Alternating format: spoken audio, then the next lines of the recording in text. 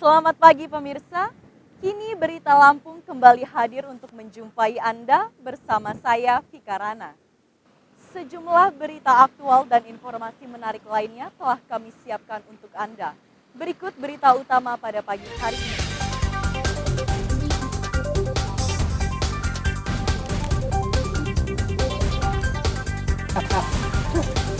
Ratusan rumah di 2 desa di Kecamatan Raman Utara, Lampung Timur rusak akibat diterjang angin puting beliung.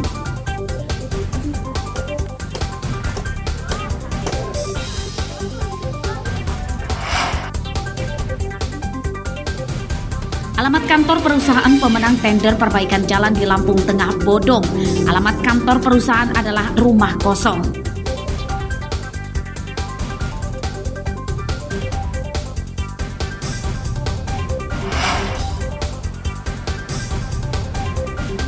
Akibat visa bermasalah, 5 calon haji tertunda keberangkatannya.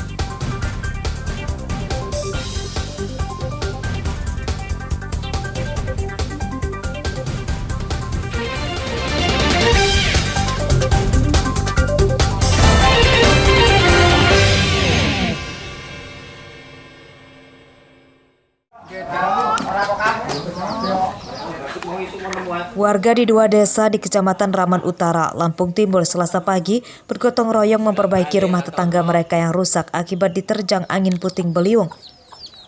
Angin kencang yang terjadi pada Senin sore itu merusak ratusan rumah di Desa Raman Aji dan Desa Rukti Harjo.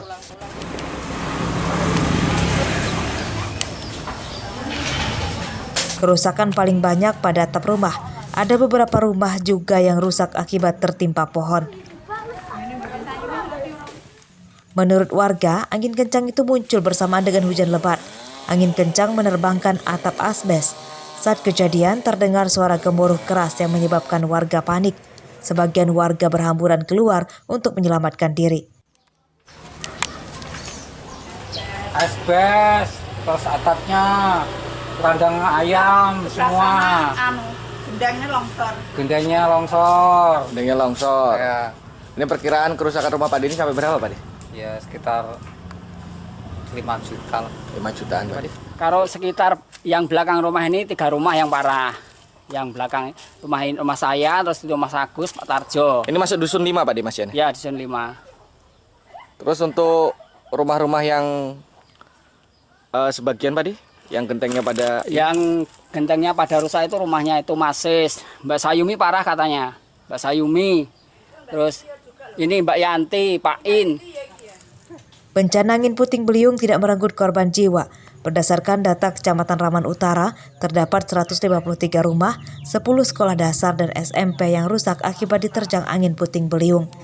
Sebagian besar bangunan rusak ringan, namun ada belasan yang rusak berat. Asep Saifullah melaporkan dari Lampung Timur.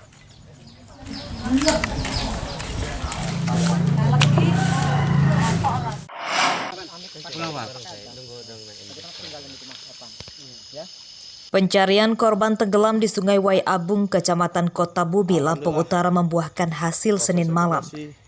Haidir, seorang pemancing yang tenggelam di sungai ini ditemukan namun dalam kondisi tidak bernyawa. Jenazah ditemukan setelah 2 hari pencarian oleh warga dan tim Basarnas. Jenazah ditemukan mengapung tersangkut akar di pinggir sungai yang berjarak sekitar 200 meter dari lokasi ia tenggelam. Jenazah dievakuasi ke Rumah Sakit Umum Daerah Maijen Raya Kudu, Kota Bumi untuk divisum sebelum diserahkan ke keluarganya. Penyebab tenggelamnya Haidir diduga jatuh dari perahu dan ia tidak bisa berenang. Sudah 2 hari ya. 2 hari. Posisi pada saat ditemukan itu dalam keadaan gimana Bang? Untuk sana korban sudah meninggal dunia dan ditemukan di sekitar Gambir. Pertama kali ditemukan oleh siapa Bang? Untuk pertama kali ditemukan masyarakat yang menemukan di sekitar lokasi. Haidir tenggelam di sungai saat memancing dengan menaiki perahu sampan pada Sabtu sore lalu. Keluarga yang mencarinya hanya menemukan dayung, sedangkan perahu dan Haidir tidak ada. Hilangnya Haidir kemudian dilaporkan ke petugas BPBD dan Basarnas. Ardio Haba melaporkan dari Lampung Utara.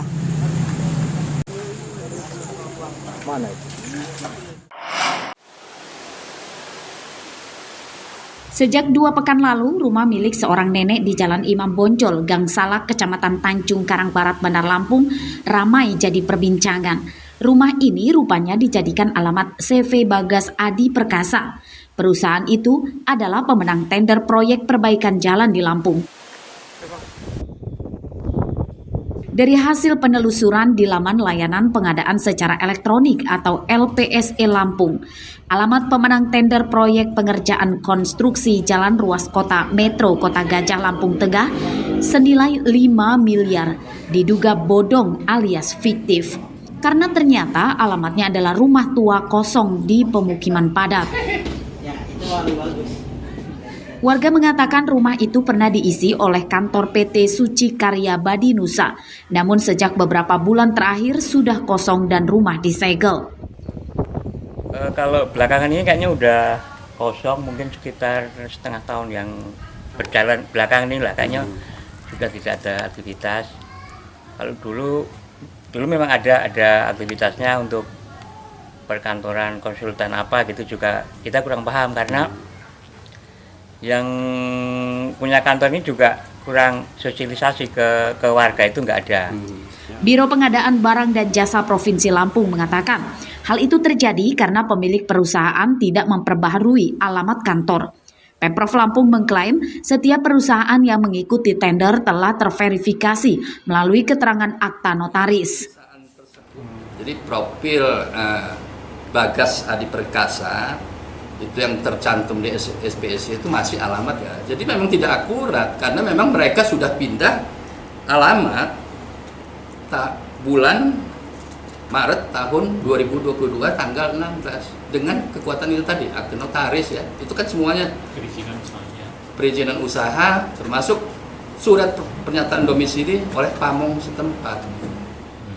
Selain itu, ada satu rumah lainnya di perumahan Green Valley, Raja Basa, Bandar Lampung yang menjadi alamat kantor PT Suci Karya Badi Nusa atau SKB sebagai pemenang tender pengerjaan ruas jalan Kota Gajah Simpang Randu, Lampung Tengah senilai 59,5 miliar rupiah. Kondisinya juga kosong dan tidak ada aktivitas. Arsadi Saputra melaporkan dari Bandar Lampung.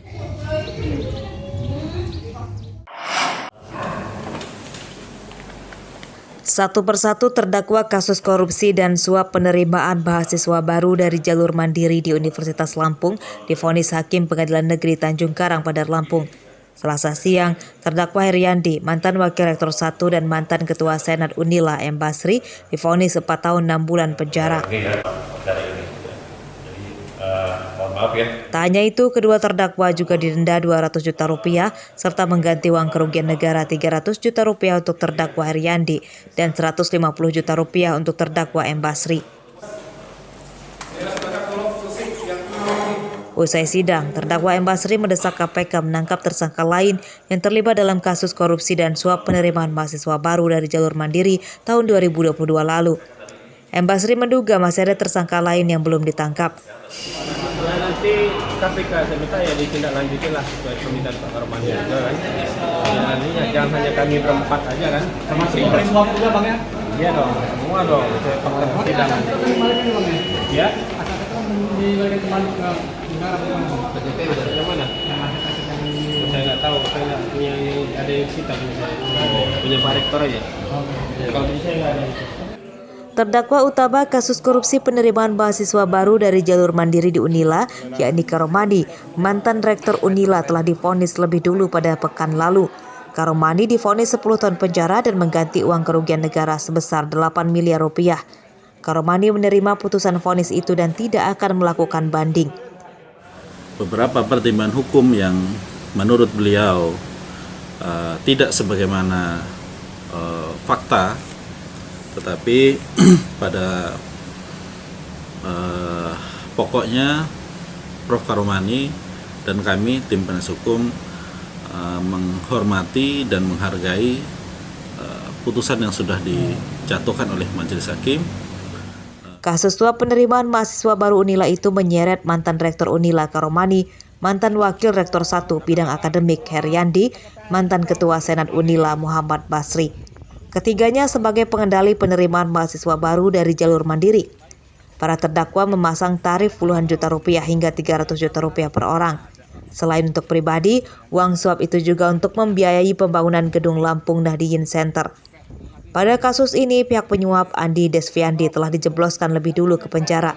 Andi Desviandi divonis 1 tahun 4 bulan penjara. Jeffrey Arifin melaporkan dari Bandar Lampung. Kata-kata hari ini, Prof. Kata-kata hari ini.